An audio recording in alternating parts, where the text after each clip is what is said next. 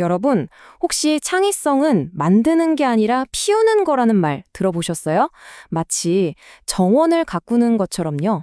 오늘은 바로 이 독창적인 마음을 어떻게 하면 잘 성장시킬 수 있는지 그 방법에 대해 한번 제대로 파헤쳐 보겠습니다. 부모님들이 정말 많이 하시는 질문이 있죠. 우리 아이 창의력 키워주려면 대체 뭘 가르쳐야 돼요?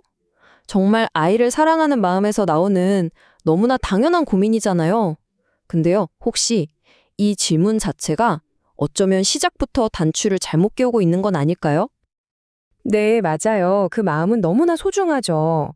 하지만 뭘 가르칠까에만 너무 집중하다 보면 정작 중요한 창의성의 진짜 본질을 놓쳐버릴 수가 있거든요. 자, 왜 그런지 지금부터 하나씩 짚어볼게요.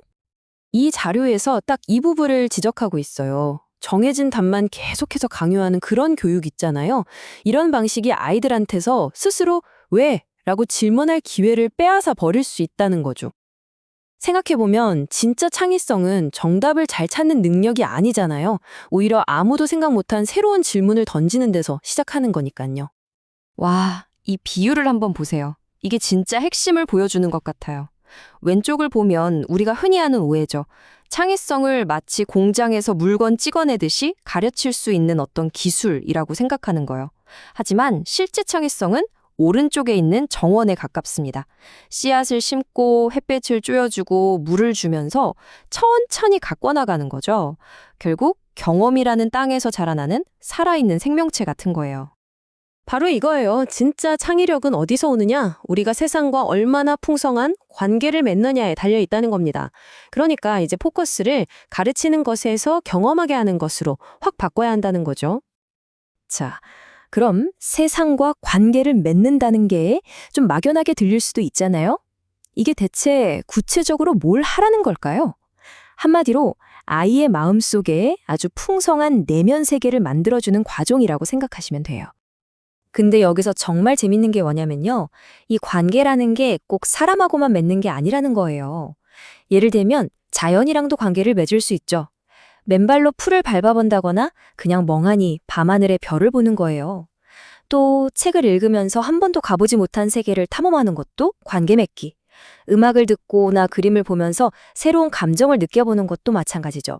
심지어는 일부러 길을 좀 헤매다가 우연히 뭔가를 발견하는 즐거움, 아니면 실패를 통해서 이렇게 하면 안 되는구나 하고 스스로 깨닫는 것까지.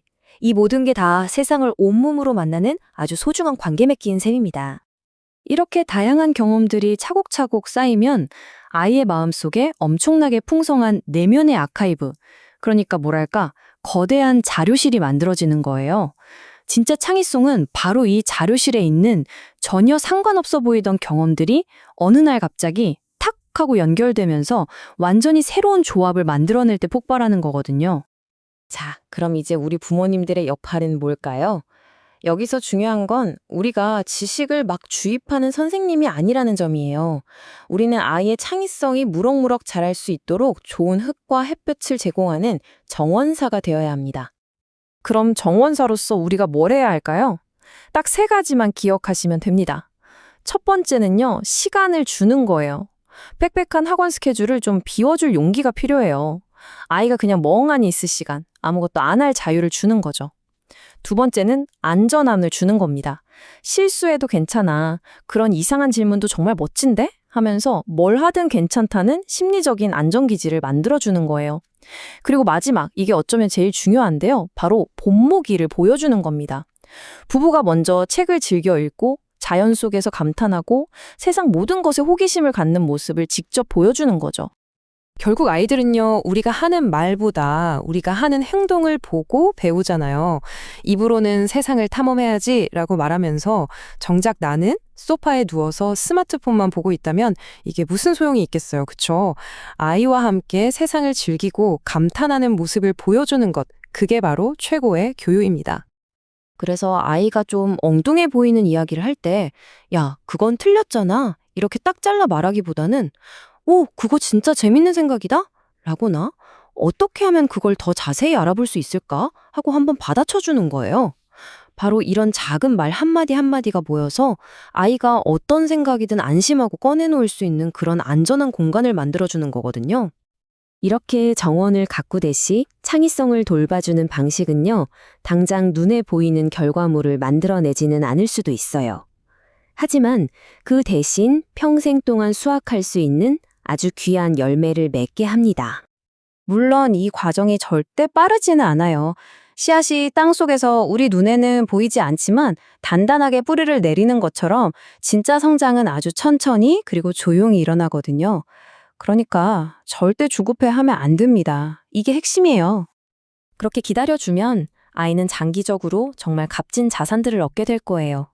낯선 걸 봐도 두려워하지 않는 열린 마음, 새로운 걸 뭐든 궁금해하는 호기심, 나와 다른 생각이나 존재를 존중할 줄 아는 태도, 그리고 남들은 그냥 지나치는 것들 사이에서 연결고리를 발견해내는 능력까지.